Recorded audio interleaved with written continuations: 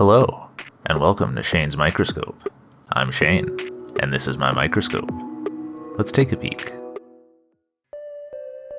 In today's bonus video, I'd like to talk about adjusting the focus of individual objectives, not using the focus knobs, but the objectives themselves.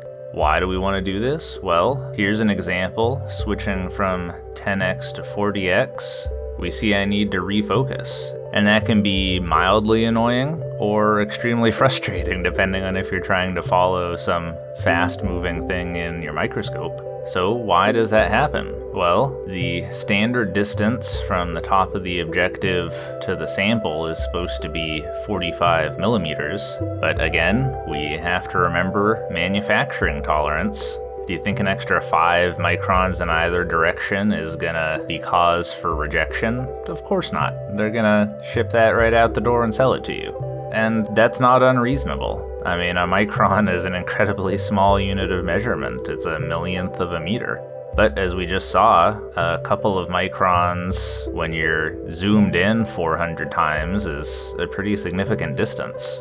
So in order to deal with this, I've figured out how to adjust these objectives. I'm not going to claim to be the first to do this or that I invented it or anything, but I did discover it on my own. This is not documented in any of my hardware manuals. It's not in any of the guides that I've read or the microscopy books that I've looked through.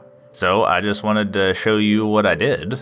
So for purposes of this exercise, there are two types of objectives. We have these large spring-loaded objectives, and that's generally anything 40 times and above. And we have these small, what I'll call fixed objectives with no moving parts. So we start with the fixed objectives. You find one with the lowest focal plane, that one's going to be your reference point, and then we need to lower the others, in my case a 10x. So in order to lower it, I made myself a shim out of this steel foil. I basically just cut a little washer out of it and put that around the top of the objective.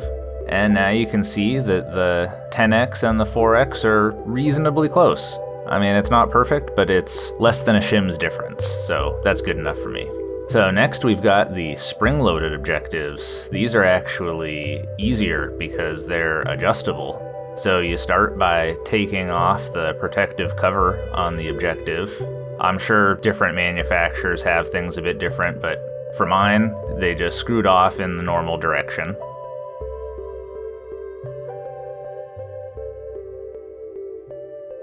And then you'll see in there that there's a little lever and one or more rings at the bottom.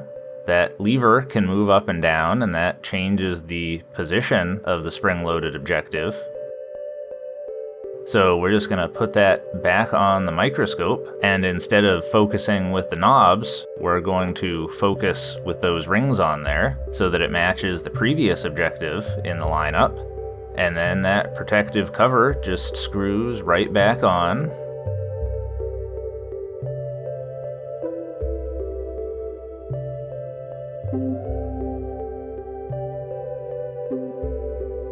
And we put it back on the microscope, and we're good. So now as I switch from one objective to the next, they're all approximately in focus without even touching the focus knob. Now, this doesn't mean that I'll never have to touch the focus knob, of course, because when you're zoomed in, your depth of field is pretty narrow and you're gonna want to focus on different things, but this will make it much easier to track moving things when I switch objectives. So I hope that was helpful to you, and I think we'll leave it there for today.